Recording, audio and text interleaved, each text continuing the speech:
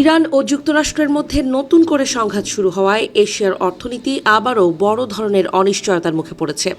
যুদ্ধ দীর্ঘায়িত হলে তেলের দাম বৃদ্ধি, মূল্যস্ফীতি এবং আর্থিক বাজারে অস্থিরতা আরও বাড়তে পারে বলে আশঙ্কা করছেন অর্থনীতিবিদরা।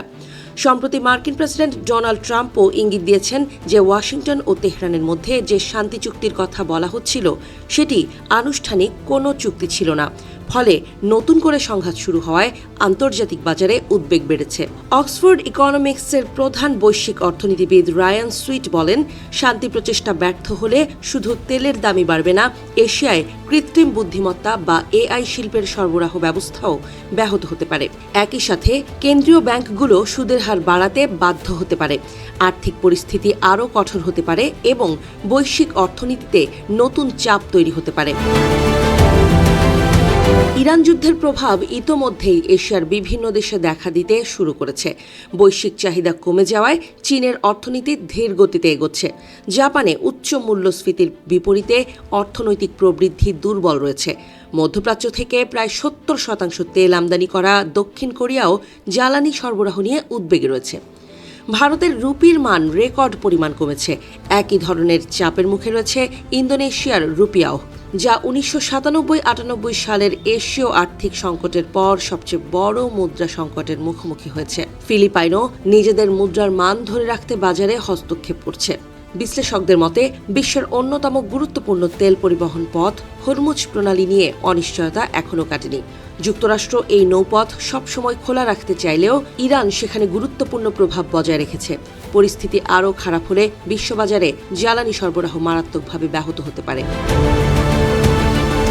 আন্তর্জাতিক মুদ্রা তহবিল IMF ইতোমধ্যে ২০২৬ সালের বৈশ্বিক মূল্যস্ফীতির পূর্বাভাস বাড়িয়েছে। তবে বিশ্লেষকদের ধারণা, মধ্যপ্রাচ্যে সংঘাত আরও তীব্র হলে মূল্যস্ফীতির হার বর্তমান পূর্বাভাসের চেয়েও বেশি হতে পারে। এদিকে চীন সহ এশিয়ার কয়েকটি দেশের কেন্দ্রীয় ব্যাংক সাম্প্রতিক মাসগুলোতে সোনার মজুত বাড়ালেও আন্তর্জাতিক বাজারে সোনার দাম কমতে শুরু করেছে। তবে অনেক বিশেষজ্ঞের মতে দীর্ঘমেয়াদে ডলারের ওপর নির্ভরতা কমানোর কৌশলের অংশ হিসেবেই বিভিন্ন দেশ সোনার রিজার্ভ বাড়ানোর নীতি অব্যাহত রাখবে। অন্যদিকে রিজার্ভ সুদের হার কমানোর পরিবর্তে বাড়ানোর ইঙ্গিত দিয়েছে মার্কিন কেন্দ্রীয় ফেডারেল ব্যাংক। এতে করে মার্কিন ডলার আরও শক্তিশালী হয়েছে। এর প্রভাবে জাপানের ইয়েন, ভারতের রুপি, ইন্দোনেশিয়ার রুপিয়া, ফিলিপাইনের পেসো এবং থাইল্যান্ডের বাথ সহ এশিয়ার বিভিন্ন মুদ্রার উপর চাপ আরও বেড়েছে। বিশ্লেষকদের মতে সবচেয়ে বড় উদ্বেগের বিষয় হল যুক্তরাষ্ট্র ও ইরানের বর্তমান সংঘাত শেষ পর্যন্ত কত দূর গড়াবে তা এখনও স্পষ্ট নয়। করোনা মহামারীর পর অনেক এশীয় দেশের অর্থনৈতিক সক্ষমতা আগের তুলনায় দুর্বল।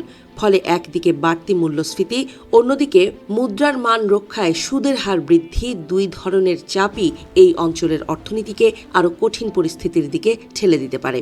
২০২৬ সালের দ্বিতীয়ার্ধে অর্থনৈতিক স্থিতিশীলতার যে আশা এশিয়ার দেশগুলো করেছিল, ইরান যুক্তরাষ্ট্র উত্তেজনার নতুন দফায় সেই প্রত্যাশা বড় ধরনের অনিশ্চয়তার মুখে পড়েছে বলে মনে করছেন বিশেষজ্ঞরা।